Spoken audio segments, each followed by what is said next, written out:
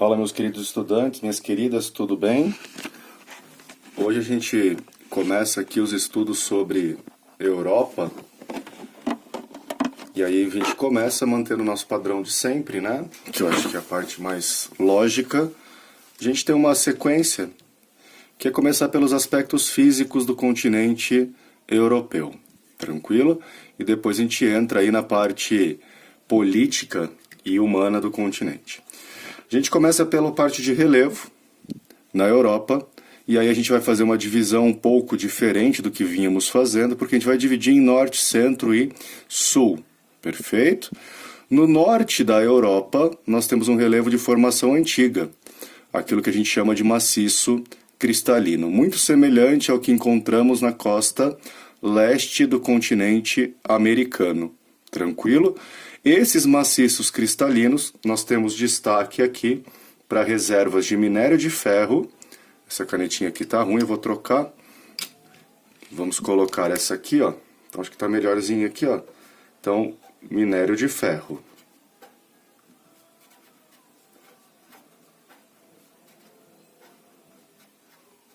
E aí uma formação merece destaque, que é a mais elevada, que no caso a gente vai falar aqui dos Alpes escandinavos. Embora chame Alpes, a gente está falando de uma formação antiga. Tá? Os Alpes escandinavos. Perfeito? Que faz a fronteira entre a Noruega e a Suécia. Tranquilo? Na parte central nós temos a formação de bacias sedimentares. E aí destaque para as planícies, como a planície germânica ou germano-polonesa,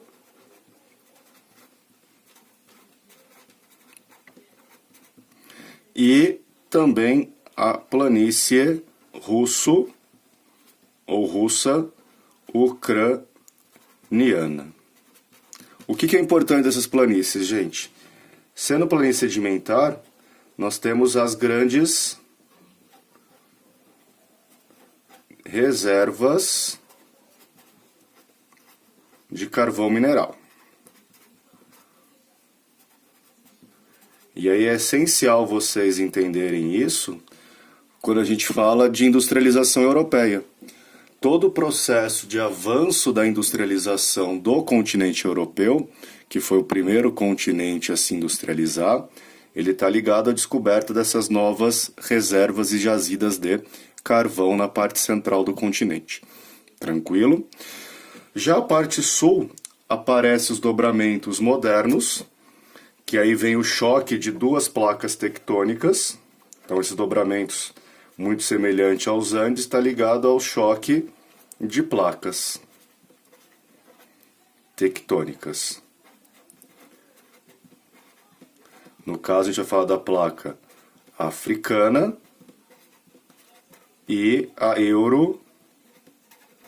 euroasiática. Tranquilo? Então essas duas placas se chocam e dão origem a esses dobramentos modernos. Como a gente fala de dobramento moderno, a gente está falando das maiores altitudes do continente europeu. Perfeito? E aí destaque para os Alpes suíços, os Apeninos na parte central da Itália, os Balcãs lá no leste europeu, o Cárpato também no leste europeu e o Cáucaso fazendo a separação entre o Mar Negro e o Mar Cáspio, o que separa o continente europeu do continente asiático, mais ao sul do continente. Tranquilo? Todos esses dobramentos modernos, picos elevados e vales profundos. Maravilha? Outro aspecto que merece destaque aqui no que a gente fala da Europa, quanto a relevo, deixei até uma folha em branco aqui, para a gente poder comentar outros aspectos. O primeiro é que lá no extremo leste, que a gente estava falando então da divisão ou separação da Europa e da Ásia, Primeiro que a gente fala de uma separação que é muito mais cultural do que geográfica, tranquilo? Mas sendo uma separação cultural, a gente precisa de uma referência. E aí, como referência, nós temos os montes Urais, que faz a separação da Rússia europeia da Rússia asiática. Perfeito? Nesses montes Urais, reservas de carvão mineral e também minério de ferro. Então aqui nós temos minério de ferro e também carvão mineral. Tranquilo? Então, o continente europeu e asiático se separam pelos montes Urais, que tem o sentido norte e sul, tranquilo? E lá mais ao sul, a região do Cáucaso, que separa também a Europa da Ásia. A outra separação ela é feita pelos estreitos de Bósforo e Dardanelos na Turquia. Tranquilo? Então vamos colocar aqui, ó, já avançando um pouquinho para vocês para a hidrografia.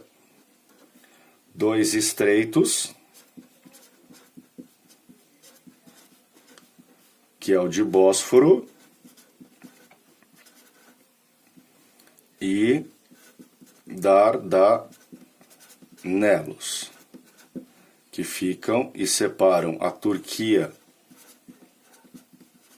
europeia da Turquia asiática. Perfeito? E aí, já que a gente está falando de estreito, de mares, porque esse estreito faz a separação, ou a ligação, melhor dizendo, do Mar Negro com o Mediterrâneo,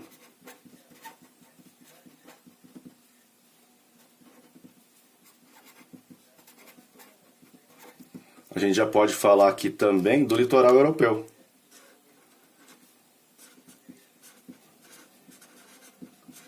Esse litoral europeu, diferente do que a gente falou de África, é um litoral bastante recortado. Qual que é a vantagem de ser um litoral recortado? Depois vocês observem o mapa do continente europeu. Ele vai favorecer a presença de portos naturais, devido às suas reentrâncias. Além de ser um litoral recortado, esse litoral também é marcado por várias penínsulas. E aí, quais são as penínsulas mais importantes? A clássica, que vocês já sabem, que é a Ibérica, que temos Portugal e a Espanha. Essa é a mais difícil, que é a Itálica. Vou colocar entre aspas aqui, para vocês lembrarem que a gente está falando da bota. A Península Balcânica, onde tem a antiga Iugoslávia e a Grécia. A Península Escandinava, que é onde nós temos a Suécia e a Noruega. E completando essas penínsulas importantes, a Jutlândia, que é onde está a Dinamarca. Tranquilo? Essas são as principais penínsulas do continente europeu. Maravilha? E lembrar que quando a gente fala de península, é um pedaço de terra que avança sobre o mar com água por 3 lados. Tranquilo? Se tiver por 4, é uma ilha. E aí, seguindo o que a gente está falando de água, nós falamos de hidrografia. Só que nesse caso aqui, a gente não vai falar de oceanos e mares, a gente está falando de águas continentais.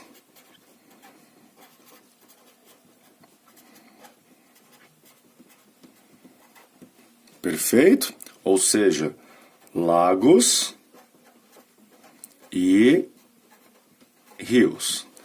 No norte da Europa, já em área polar, adiantando um pouquinho com vocês a parte climatobotânica, nós temos a ação das geleiras, ou seja, o derretimento e o desgelo. Esse degelo formam lagos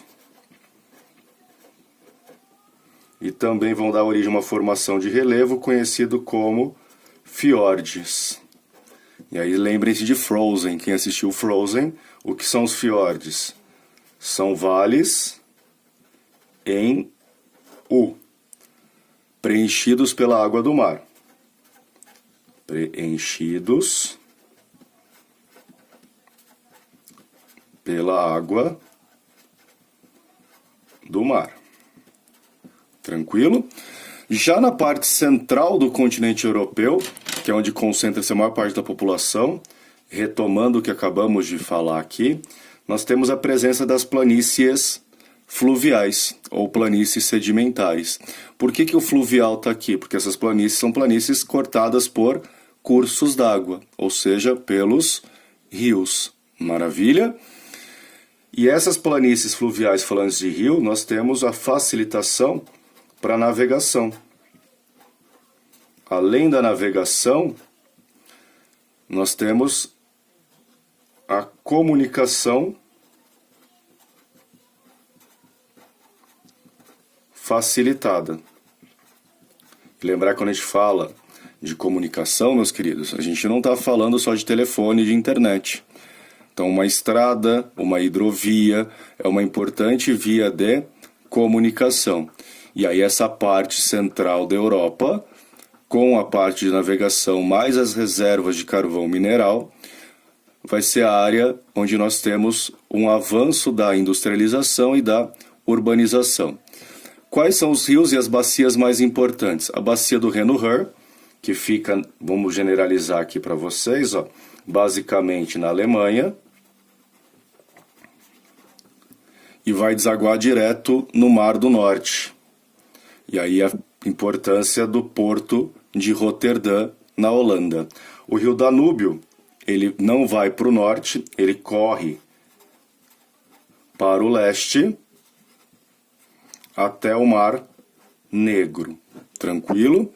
E aí, por cortar vários países da Europa, fazer a ligação entre o oeste da Europa e o leste europeu, o Danúbio é considerado o rio internacional, porque ele é praticamente navegável em todo o seu curso. O rio Pó fica no norte da Itália, e quando formos falar de Itália, a gente vai dar uma ênfase de novo a isso aqui, mas é a região mais industrializada da bota. O rio Tejo, em Portugal, quando a família real portuguesa foge lá em 1808 para o Brasil, ela sai exatamente pelo rio Tejo. O rio Elba, no leste da Alemanha, que fazia parte da Alemanha Oriental, cenas do próximo capítulo. O rio Ródano e o rio Sena, na França. O Tâmisa, em Londres. E aí o rio Sena, que fica no Reino Unido. O rio Sena e o rio Tâmisa podem aparecer para vocês como exemplos de despoluição. Então eram rios extremamente poluídos que foram despoluídos. E o rio Volga, que fica na Rússia europeia. Perfeito? Gente, a gente segue depois com a parte de paisagens climato-botânicas do continente europeu. E por hoje é só. Beijos e abraços do professor Sérgio.